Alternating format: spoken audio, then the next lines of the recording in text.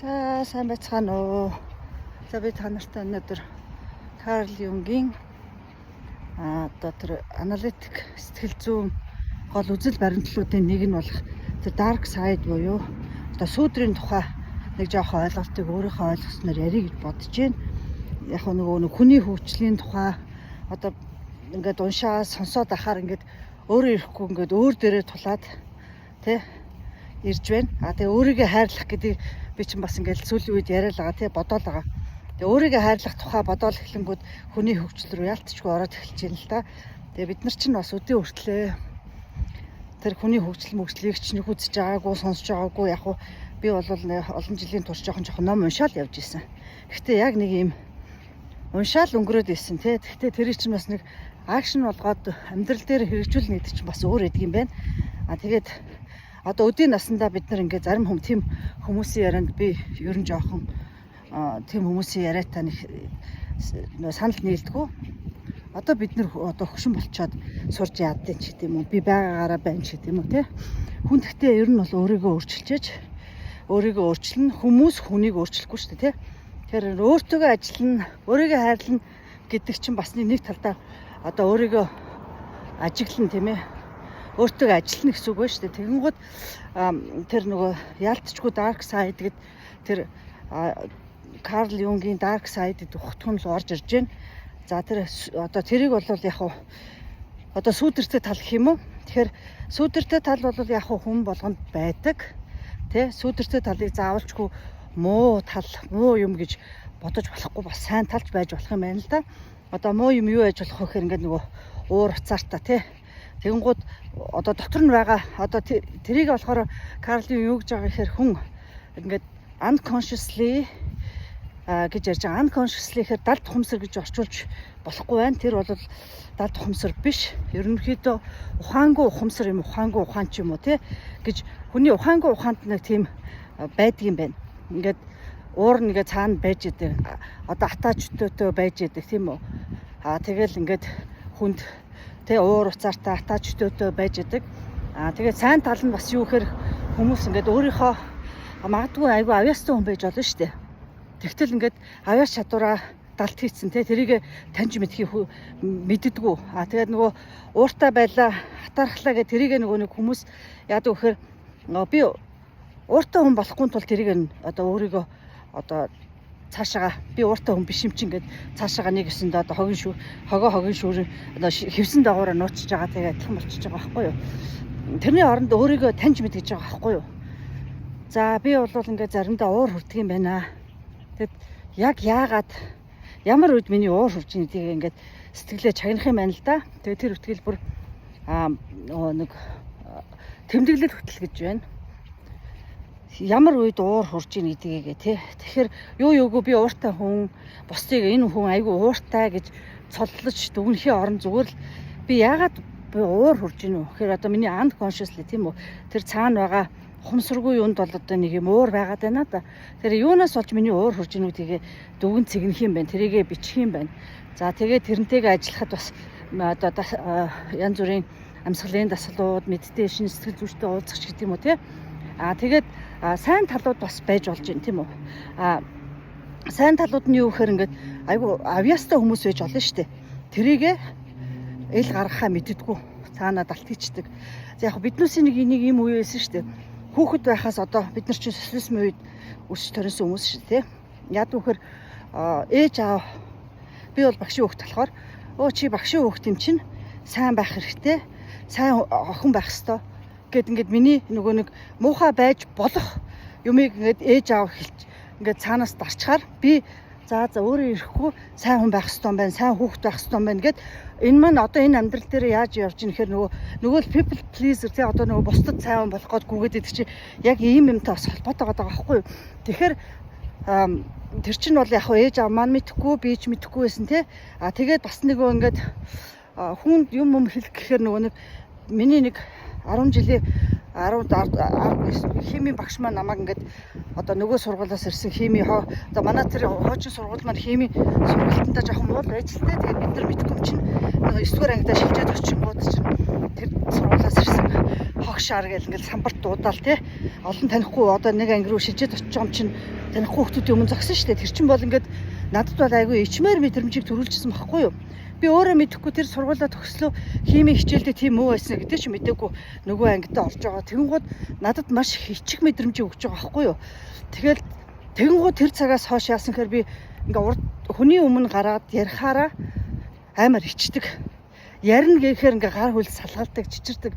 За тэрийгээ би одоо сүүлийн үед яг нөгөө нэг жоохон юм уншиж судлаад ажиллаад байгаагийн гол юу нэхэр одоо ингээ лайв майв хийгээч юм уу видео хийгээд ингээ өөрийгөө ингээ затлаад байгаа байхгүй юу?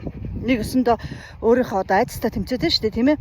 Ийм бага наснаас үлдээсэн тэр айцтайгаа тэмцээд байгаа байхгүй юу? Тэгэхээр эн чинь бол unconsciously одоо миний дотоод одоо ухамсарт ингээд үлдээсэн байгаа байхгүй юу.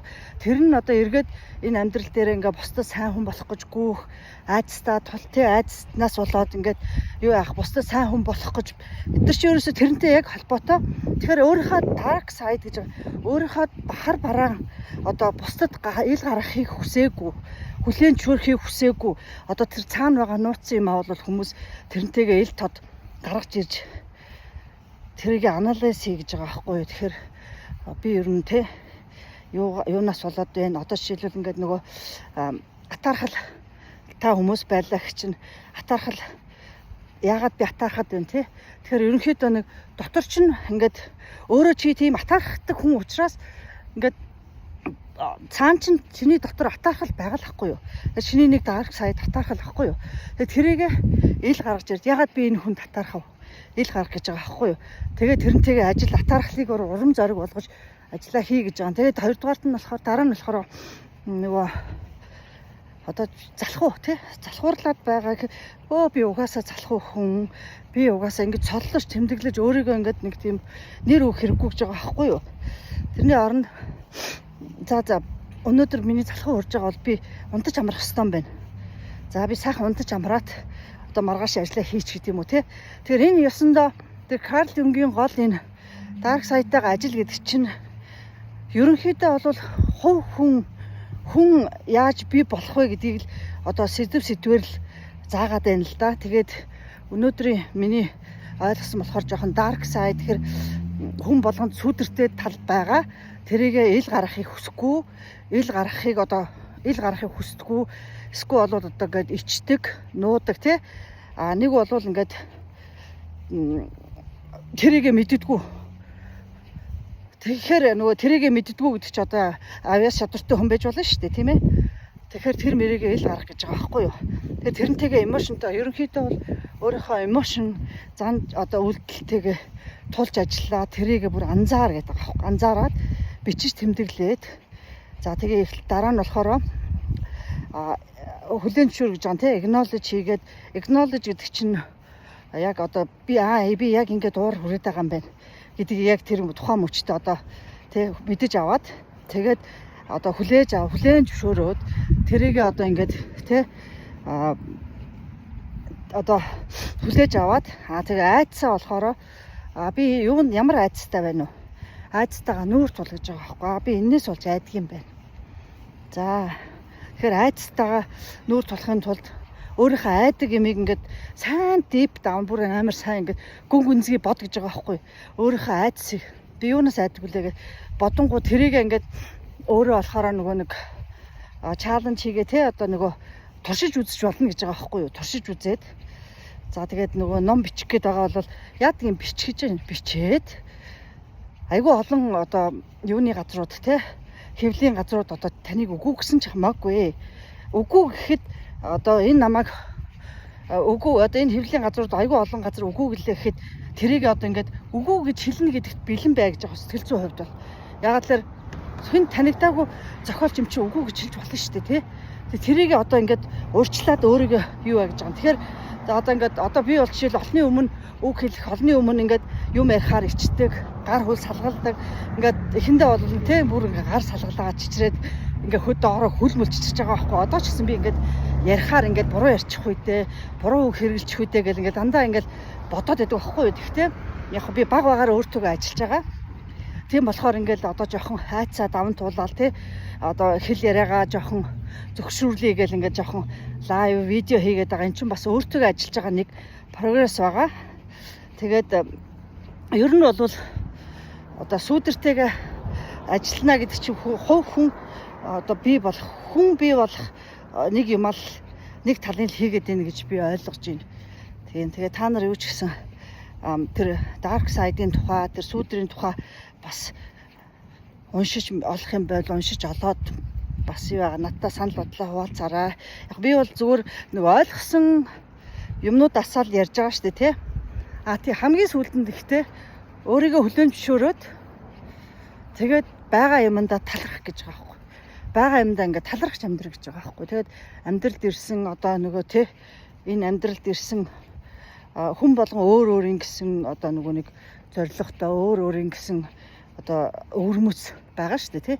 Тэгээ тэрийг өөрийгөө хүлээн зөвшөөрөөд талархаад тий энэ одоо амьдрал би ийм юутаагаар зоригтойгоор ирсэн гэдэгтээ ингээд хүлээн зөвшөөрөөд бүр ингэж талархаж амьдраал гэж байгаа байхгүй. Тэгэхээр яг бас л нөгөө ярих гал ингээд эвлүүлээл нөгөө уншсан сонссон ойлгосноо ингээд эвлүүлээ ярина гэдэг чинь бас тийм амархан биш байна. Яагаад тэгэхээр нөгөө уншиж байгаа юмнууд маань ихэвчлэн би нөгөө англи хэл дээр уншаад байгаа болохоор тэрийг нөгөө нэг монгол руу одоо хөрвүүлж ярихаар надад ингээд заримдаа эн чинь бол яг миний бас айдас шүү дээ. Тэгэхдээ ингээд би бол өөртөө бас тулж байгаа учраас заримдаа нөгөө нэг үгнүүдээ нөгөө монгол руу оруулж хэлэхдээ заримдаа жоохон буруу хэрэлдэг байж магадгүй гэхдээ өөрийнхөө ойлгосноор ярьж байгаа шүү дээ тийм ээ. Тэгэхээр та нар ч гэсэн бас надад санал нийлэхгүй байгаа бол бас энэ Карл Юнгийн dark side-ийн тухай яриараа ерөнхийдөө бол тэр ярьж байгаа гол юм нь ухамсаргүй unconsciously ухамсарт байгаа юм ойлгож хүлээж авах юм бол consciously тий ухаантайгаар ингээд ухамсартайгаар амьдрна гэдгийг л заадаг юм байна. Тэр dark side-тайгаа ажиллана гэдгийг би тэгж ойлгоод байна. За тэгээд өнөөдөр миний яриаг сонсон та бүхэндээ баярлалаа.